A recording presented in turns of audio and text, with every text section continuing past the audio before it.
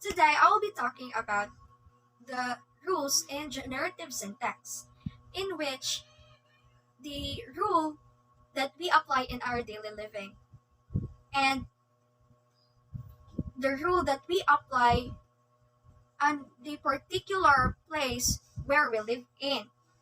So let's say, for example, um, in prescriptive rules,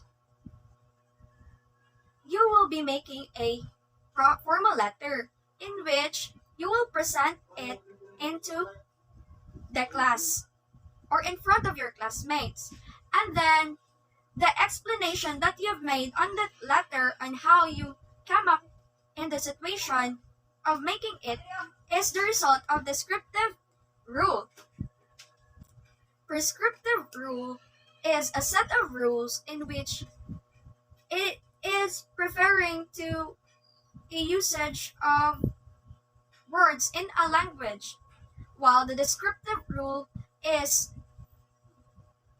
you didn't care about the rules at all. So upon making the descriptive rule that is what I'm doing right now. And the example of descriptive rule is what is the plan that I did before I make this video. And then the example of prescriptive rule in language is John is likely to have a new car. And it goes like this: John likely to have a new car. So as you can see, the sentences that I've created is grammatically wrong or syntactically wrong or ill-formed. And as a result, I violated the rules in prescripted because what I did is I split infinitives in which it is not allowed in prescriptive rule. While in descriptive rule, it is it is not wrong and it is not correct because in descriptive rules, you didn't follow rules that the prescriptive have.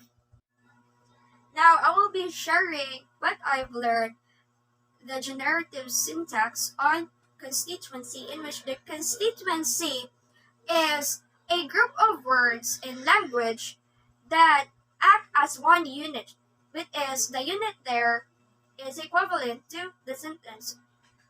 And then I will be applying what I've learned in prescriptive rules of language. So upon making a good constituency, you should follow the sequencing pattern that the prescriptive rule instruct. So let's say, for example, mine is happy. It is grammatically correct and syntactically correct because it follows the sequence of patterns of words in the sentence, in which each word has its own throne that they have.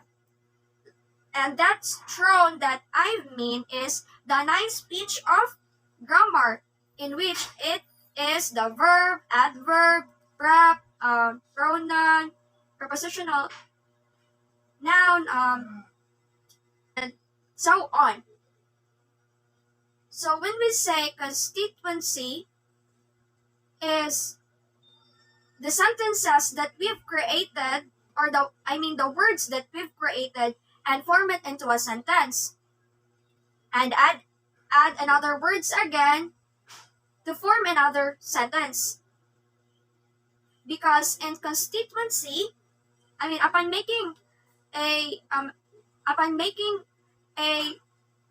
constituency, it is allowed to apply sentences and merge into another sentences and merge it again into another sentences and produce it as a paragraph. And that is what I've learned in upon knowing the prescriptive rule. And it is very useful to know that rule because in school we apply it every day when we write. When we write, when we do report, because we plan how to share our report into our classmates. And now we'll be talking about what makes syntax recursive because it is also an interesting property of a language that we need to know.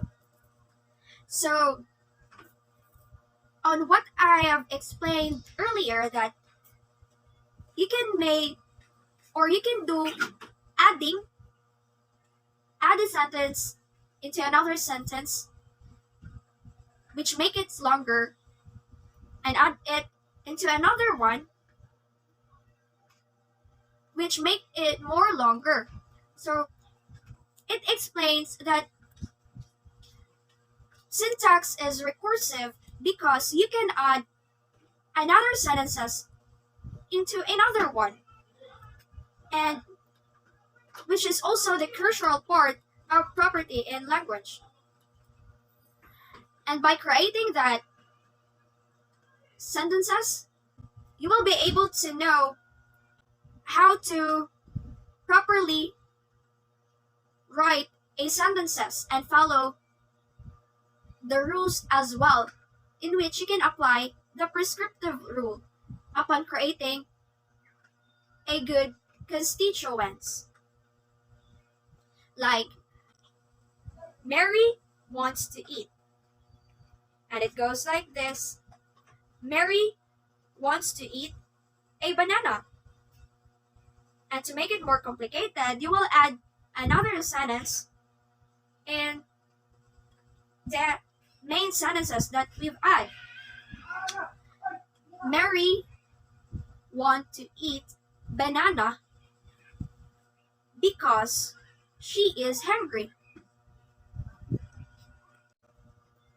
And upon making a simple sentence which results to a compound sentence and it results to a complex compound sentence, I was able to learn how the set of rules, I was able to learn the set of rules that a language produce. And that's all what I learned about this topic in generative syntax. And that's all. Thank you.